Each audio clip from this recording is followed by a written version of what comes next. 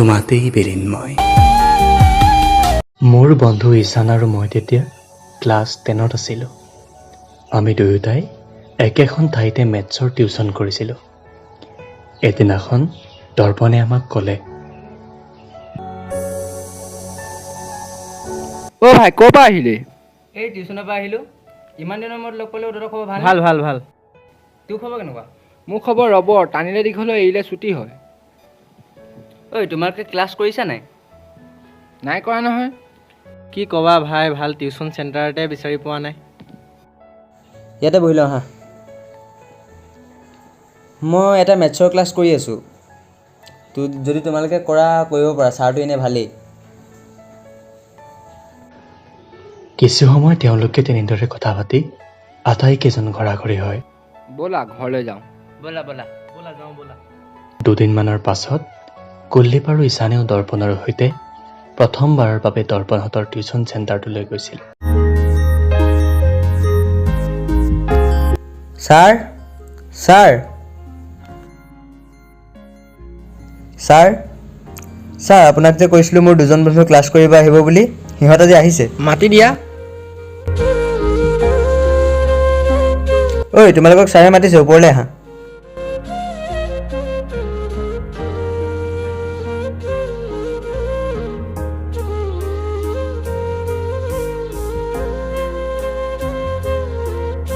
ৰ'বাচোন তোমালোকে অলপ, মই ফৰ্ম দুখন আনি লওঁ।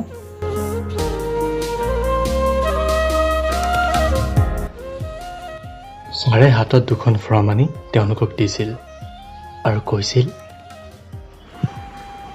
তোমালোকে এই ফৰ্ম দুখন লৈ যোৱা, ফৰ্ম দুখন পূৰ কৰাৰ পিছত তোমালোকে ক্লাছ কৰিব পাৰিবা।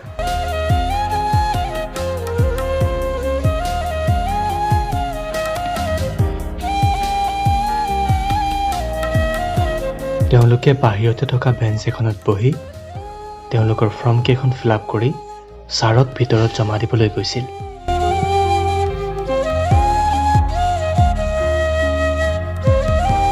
ছাৰক ফৰ্ম দুখন দি থৈ আহোঁগৈ ব'লা। ছাৰ ফৰ্ম দুখন ফিল আপ কৰি আনিলোঁ। তোমালোক অলপ ৰ'বাচোন, মই এই অংকটো বুজাই লওঁ। হঠাতে মোৰ চকু ফাৰ্ষ্ট বেঞ্চত বহা ছোৱালী এজনীৰ ওপৰত পৰিল। ছোৱালীজনী দেখাত খুব ধুনীয়া আছিল। চুলিবোৰ মেলি ৰাখিছিল বাবে আউল বাউল হৈ আছিল। ওঠৰ তলৰ তিল এটা আছিল। সেই তিলটোৱে তাইক আৰু ধুনীয়া কৰি তুলিছিল। তাই সম্পূৰ্ণ মনোযোগেৰে ছাৰে বুজোৱা অংকটোলৈ চাই আছিল আৰু তাই কলমটো কামুৰি আছিল। চুলিখিনিৰ লগতে অংকটোৱেও তাইক আউল লগাই আছিল। তেনেতে হঠাতে ছাৰে মাত লগালে, তোমালোকে ফৰ্ম দুখন এতিয়া দিয়া, পিছত কাইলৈৰ পৰা ক্লাছ কৰিবা। ছাৰে কথাখিনি কৈ থাকোঁতে তাই আমাৰ ফালে এপলক চাইছিল। উফ কি চাৱনি! মই তাইক বহু সময় চাইছিলোঁ। অ' ঈশান, অলপ সময় ৰখি দিওঁ নেকি? দৰ্পণতৰ টিউচন ছুটি হ'লে একেলগতে যামগৈ। অঁ হ'ব ঠিক আছে। 10 মিনিটমানৰ পিছত টিউচন শেষ হয় আৰু আমি সকলোৱে একেলগে ওলাই আহোঁ।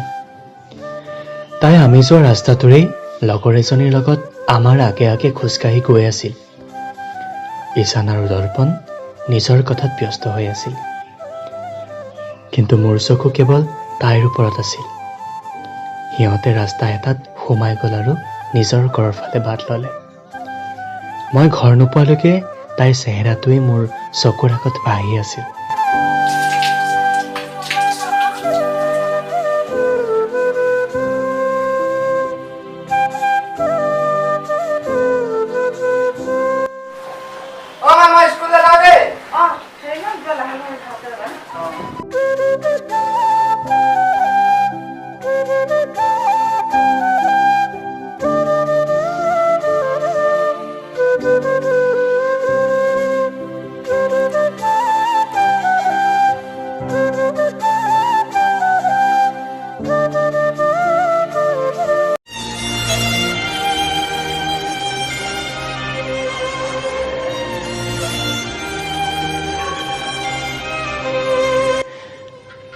পঢ়ি থকাৰ মাজতে তাইৰ চেহেৰাটো মোৰ দুচকুত ভাহি উঠিল।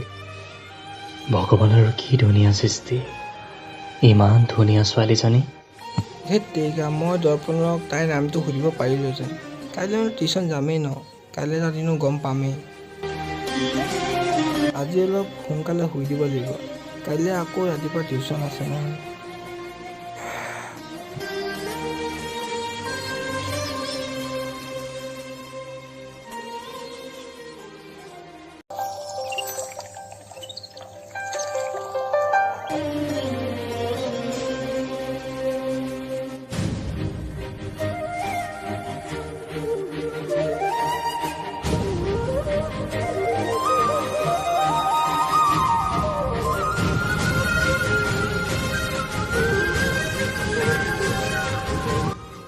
তই ইমান দেৰি লাগে নি এইকণৰ পৰা আহোঁতে?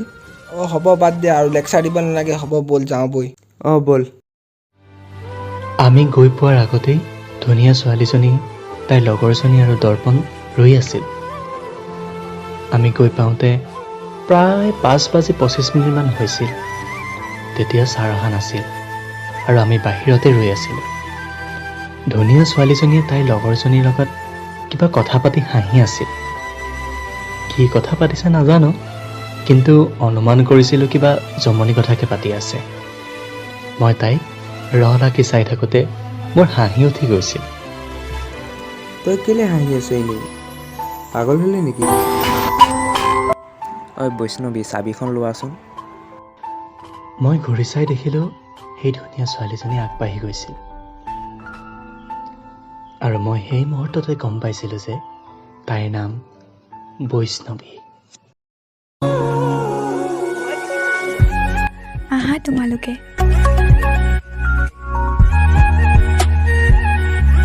অঁ তোমালোক আহিলা? হয় ছাৰ।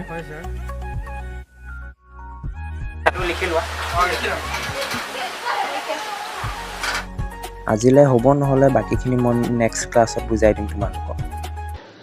আমি ঘৰাঘৰি হ'লোঁ। এনেদৰে দিনবোৰ গৈ আছিল। সদায় টিউশ্যন যাওঁ আৰু ঘৰ আহোঁ। তাইক মাতিবলৈ সাহস নহয়। মোৰ এনে লাগিছিল যেন মই তাইক চাই থকা কথাটো তাই গম পাইছিল, কাৰণ মই তাইলৈ চালে তাইও মোলৈ চাইছিল, আৰু মই লাজতে চকুতল কৰি দিছিলোঁ।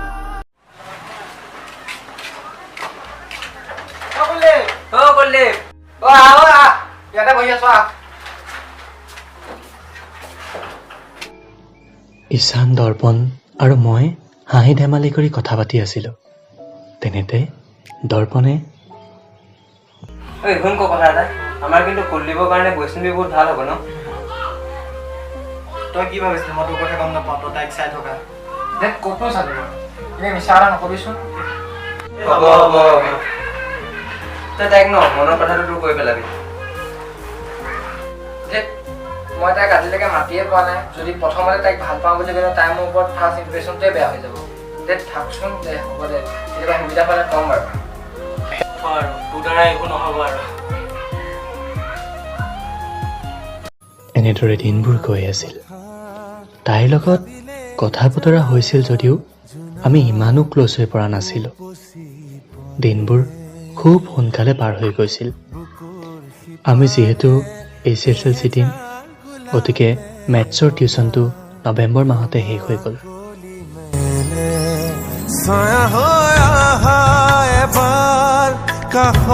আজি তই বৈষ্ণৱীক কথাবোৰ কৈ পেলাবি। অঁ আজি তই কথাবিলাক কৈ পেলাবি। হৈছে নি? সেইখিনি সাহস মোৰ নাই।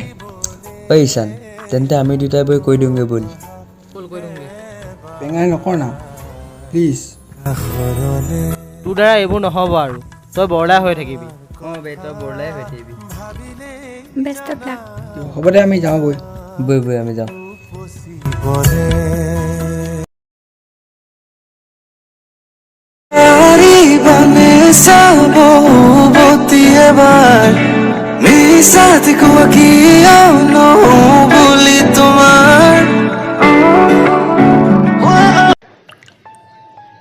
মেট্ৰিক পৰীক্ষাত তিনিওটাই ভালদৰে উত্তীৰ্ণ হৈ কলেজত নাম লগালোঁ। বৈষ্ণৱীৰ কোনো খবৰ পোৱা নাছিলোঁ। যদিও তাইৰ ঘৰৰ ৰাস্তাটো চিনি পাইছিলোঁ, যাবলৈ বা সুধিবলৈ কোনো চিনাকি নাছিল।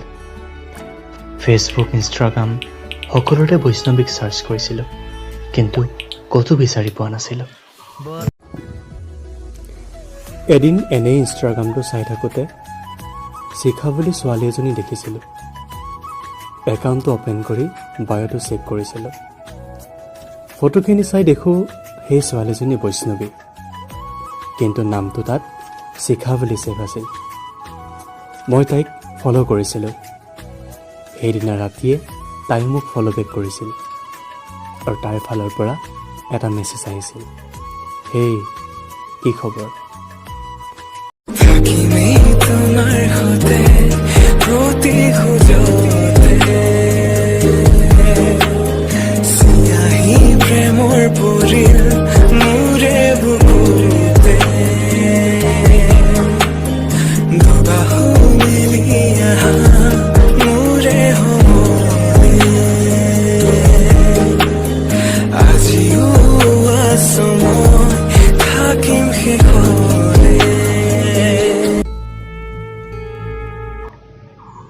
এনেদৰে কিছুমান সময় আমি কথা পাতিলোঁ।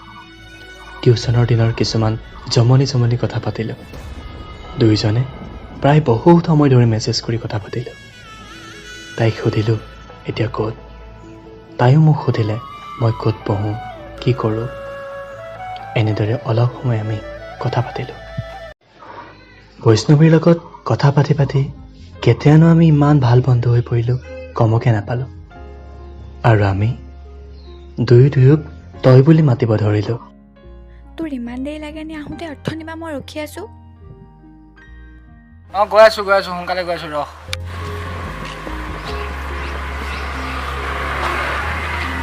ইমান দেৰি লাগে নি আহোঁতে? অৰ্থনিবা ৰখি আছোঁ মই। হ'ব উঠ দেৰি কৰি নাথাক। তাইক দুই এবাৰ কলেজত মই থৈও আহিছোঁ। আমি খুবেই ভাল বন্ধু হৈ পৰিছিলোঁ।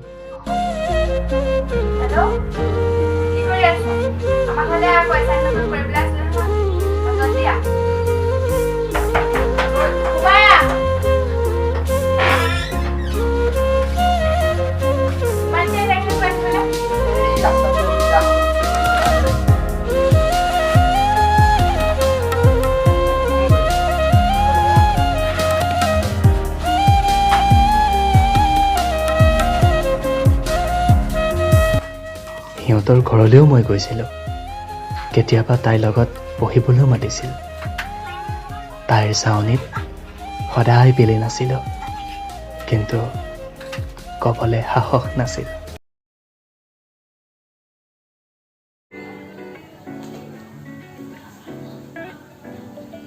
বৈষ্ণৱী শুন না, তোক যদি কোনোবাই ভাল পাবহঁতে তোৰ উত্তৰ কি হ'ব ন? এতিয়া মোৰ এইবোৰ কথা ভাবিবলৈ একেবাৰে ইচ্ছা নাই। আগত পঢ়ি শুনি লওঁচোন, তাৰপৰা ভাবিম এইবিলাক কথা।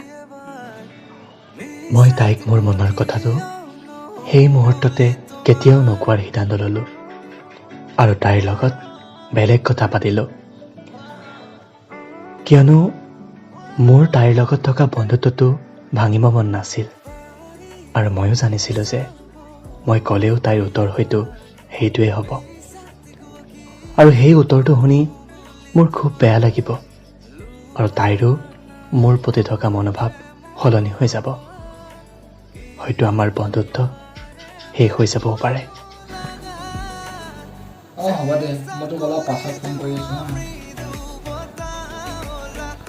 ইমান ধুনীয়া বান্ধৱী এজনী, ইমান ধুনীয়া বন্ধুত্ব এটা মই কেতিয়াও ভাঙিব নিবিচাৰোঁ। আমাৰ বন্ধুত্ব জীপাল হৈ থাকক, যিমান দিন পাৰে সিমান দিন ভাল হৈ থাকক।